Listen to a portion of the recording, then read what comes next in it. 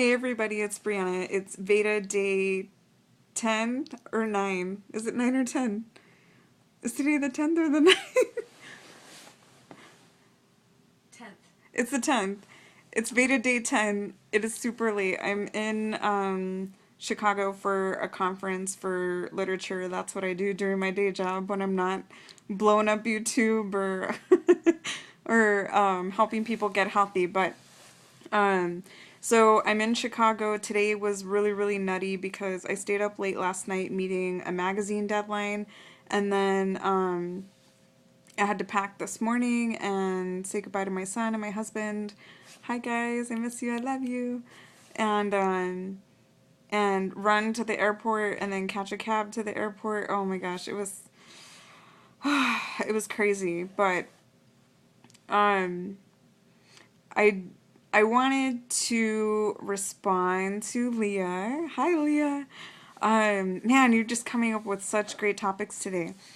Um, I wanted to respond because I was thinking about what you said. When I was heavier, I'm 5'1" and I was 200 and about 40, 45 pounds at my highest. So I was like a size 20, 22, and I'm small chested on top and I'm petite. So it was really hard for me to shop in plus sizes. It was very, very difficult for me to shop in plus sizes. Um, and there were whole stores in my mall that I could not even go into because I couldn't wear their sizes. So why even bother? And it's weird because I remember I used to be. I guess where I'm going with this is that there will always be some kind of imperfection or some kind of flaw that we have. I just think what happens is that when we're working on them, we become hyper aware of them. They become magnified in the sense that because we're focused on them every day in a really magnified way. So before you probably went shopping for clothes and it wasn't that big of a deal, but because you set goals that maybe have to do with weight sizes or, weight goals or different size goals, then we become really kind of hyper focused on that. And so it becomes a really big deal. But what I wanted to say was that when I was losing weight, I had the experience. I had never been able to shop at like American Eagle or any of like, you guys know those kind of stores, right? Where you're just, yeah, I'm just gonna walk by because unless it's like a t-shirt that has a lot of stretch in it, it's not happening. So I used to not be able to shop there, and when I finally could, I was a size 14 and I was wearing American Eagle jeans, and I just thought I was the best. I just thought it was the best thing ever. I was so proud. I was so excited, so happy. I could shop at normal stores, right? At other stores. Then I got into a size 12 and a size 10, but, as sizes go down, the rise, even if they're not low rise, I'm talking even mid rise jeans, the rise gets lower and lower, meaning like how high up it goes underneath your belly button, right? The issue is that I carried my weight for a long time, so I have that extra. The technical term and is panis, so I have that, and so when, even though I'm a size 6, even though I'm a size 4 in some things on the bottom, I still can't wear every size 4 out there. I cannot wear every size 6 out there. It's just not happening because I won't do the whole hangover thing, if you know what I mean. Like the worst hangovers ever. My clothes just fit differently because of that.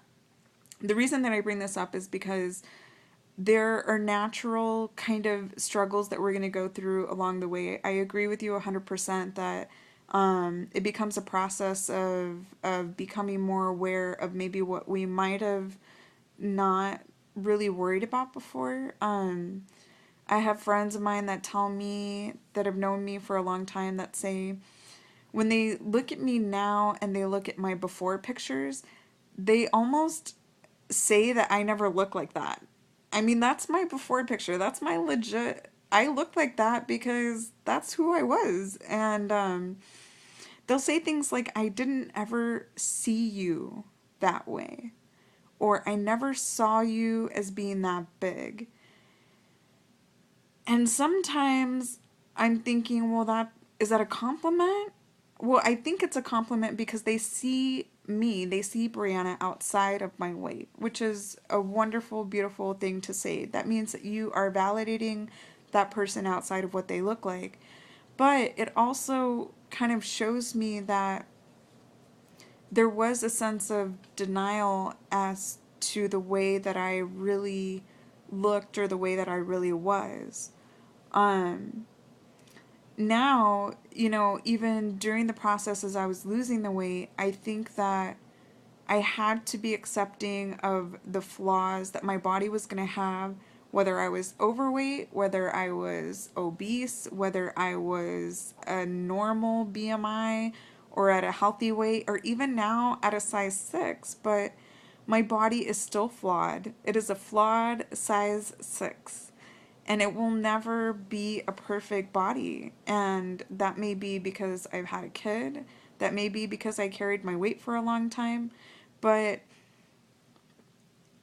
I think that being accepting of that, and what really made this process different for me is that I hit those same walls that you guys are talking about. I know that now I'm already past it, so it may feel different. But I mean, there's still days that I go in and I try and on clothes, and I find myself getting upset because I think, you know what, I worked really hard to get where I'm at, and I still can't wear a size 4 at American Eagle because then we're gonna be looking at my crotch or something.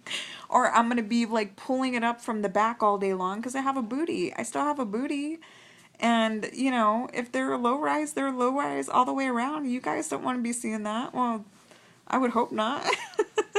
So I don't want to subject anybody to that. I want to be decent.